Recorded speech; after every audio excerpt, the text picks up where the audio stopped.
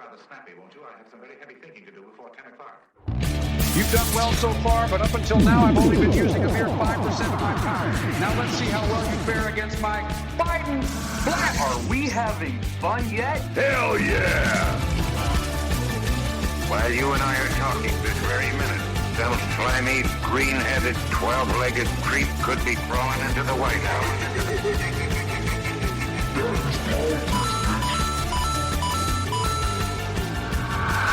After all, if our national leaders were elected on the basis of tricky slogans, our country would be in a terrible mess.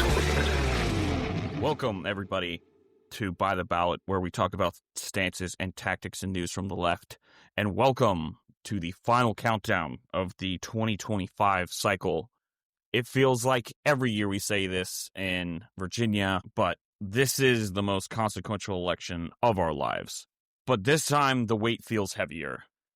With an authoritarian-style power grab unfolding in Washington, this election will be the first real test of Democratic strength during the second Trump presidency. Virginia has always been a political bellwether, but this moment feels different. Tomorrow, we will make history one way or the other. For the first time in 237 years, Virginia will elect a woman as governor. In the lieutenant governor's race, we'll either elect the first Muslim and first AAPI woman to state office, or the first openly gay person to statewide office. In the attorney general's race, we could either elect the first black attorney general to our Commonwealth's history, or re-elect our first Latino attorney general. And with a stronger House majority, we'll have the chance to enshrine abortion rights and marriage equality into the Constitution, and to draw fair maps that counteract the gerrymandering pushed by red states under pressure from Trump. Whoever wins tomorrow will make history, but God, I pray we don't have to sit through another round of Republican smugness like we've endured for the past 4 years since they elected the first black woman to office statewide and the first Latino to office statewide. 4 years ago, Republicans convinced themselves that Virginia was in play after Youngkin's 2021, but year after year, Democrats have proved them wrong, defending House seats in the 2022 midterms, flipping the House of Delegates back to blue, electing our first black speaker in 2023, and delivering Virginia for our Democratic presidential nominee in 2024. Tomorrow, we have a chance to complete the cycle and put to rest the notion that Virginia is anything but a blue state. We have an outstanding candidate in Abigail Spanberger who proved why she cleared the field in the gubernatorial primary. She's kept affordability front and center while her opponent, and too often the press, try to make this election about trans students in bathrooms, just like how Glenn Youngkin used the threat of critical race theory in 2021, and we never heard it again. Only 27% of Virginians see transgender-related issues as very important, and 23% say it's somewhat important. Spanberger's campaign has done what Democrats failed to do in 2021, go everywhere. She's toured every region of the Commonwealth twice, including deep Southwest Virginia, showing that she'll be a governor for every Virginian,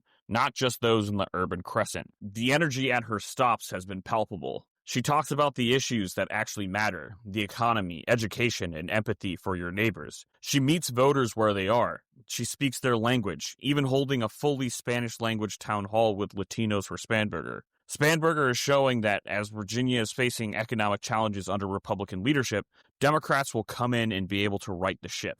And in the time of a government shutdown and chaos on Capitol Hill, Abigail Spanberger is the exact leader we need to protect Virginians and make our Commonwealth thrive. Virginians have been hit hard under this presidency. Hundreds of thousands lost their jobs after Elon Musk and Doge took a chainsaw to the federal government, hurting not only the federal workers, but also the contractors who keep our economy running. During our last Democratic governorship, Virginia was the top state for business. Now we're facing the highest unemployment rates in years. Yet the current governor and the Republican nominee cheer on Trump's every move. Winsome Sears' campaign slogan is, "Let's keep a good thing going," but we can't afford 4 more years of complicity. Winsome Sears has relied heavily on culture war bullshit and gaslighting voters. She said Virginians aren't losing jobs or health care, and even if they are, losing your job is just a part of life. Her and Youngkin's solution for displaced workers? A web page linking to LinkedIn and Indeed.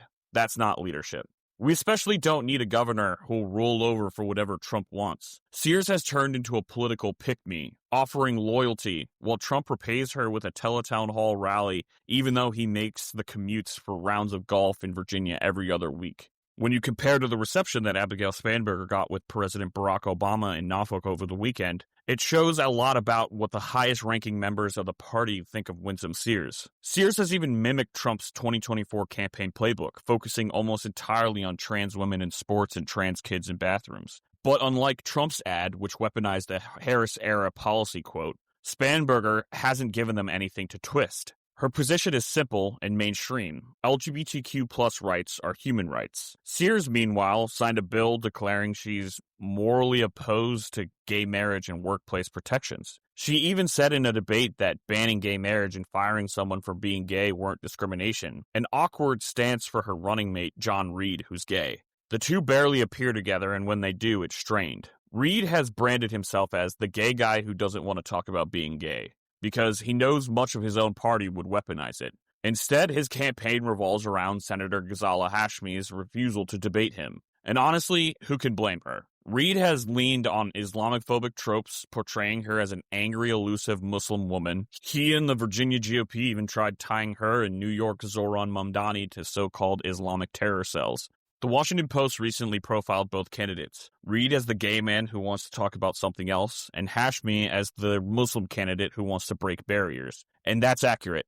Hashmi actually believes in something. She entered into politics after Trump's Muslim travel ban, determined to fight for her community. Reed, on the other hand, is a conservative sellout, willing to throw LGBTQ plus people under the bus for power. Senator Hashmi has led with compassion and conviction while in the Virginia General Assembly. She has the legislative wherewithal to be able to work within the Virginia State Senate to help pass legislation with a slim majority for the Democrats. She is incredibly well-versed in the issues that are affecting Virginians, and will be a leader who looks like a large portion of our population who do not feel seen or feel continually demonized by national politics since 9/11 and now in the era of the ongoing turmoil and genocide in Gaza. As a former educator and mother, Hashmi understands the fear parents feel as Republicans dismantle the Department of Education and strip WIC and SNAP benefits from families. She knows that sometimes school lunches are the only reliable meal kids get.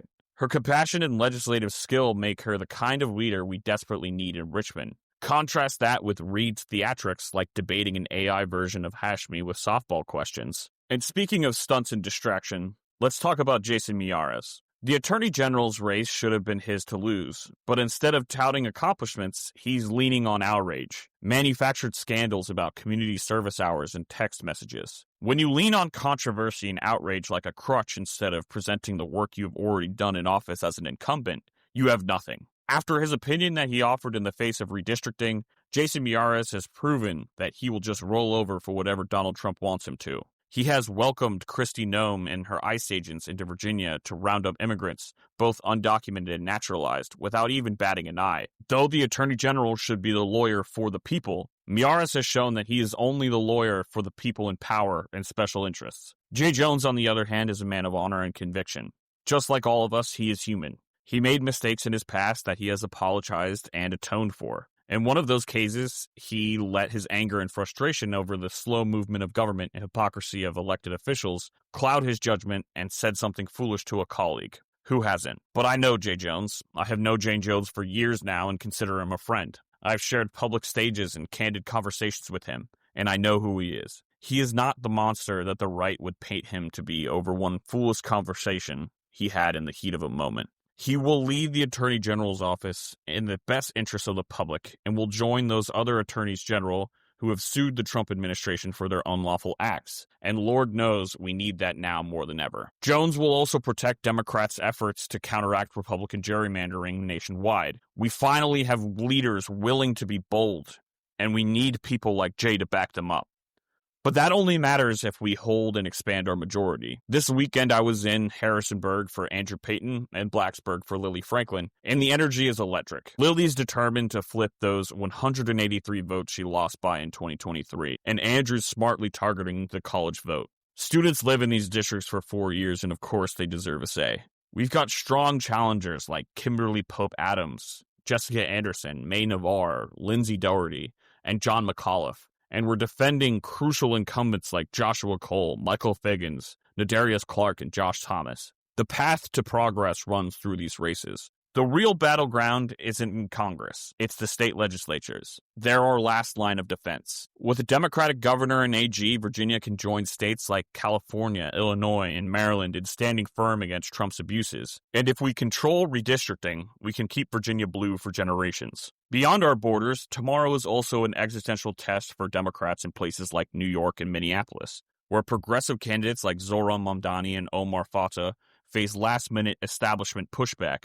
These 11th-hour centrist pivots only expose the party's hypocrisy. Democrats must live up to the blue no matter who, and reject Islamophobic and anti-socialist fear-mongering. Leaders like Mamdani and Fatah represent the future, a movement that includes everyone, and how they look, pray, and think. Like the proverbial red wheelbarrow, so much depends on tomorrow. It's our chance to show that we can organize, win, and build something stronger, despite the chaos in D.C., to prove that America still has a conscience, to remind the world that not everyone here supports authoritarianism, and that there's still hope. So go out there, knock those last packets, make those final calls, greet voters at the polls tomorrow, and let's show them how it's done.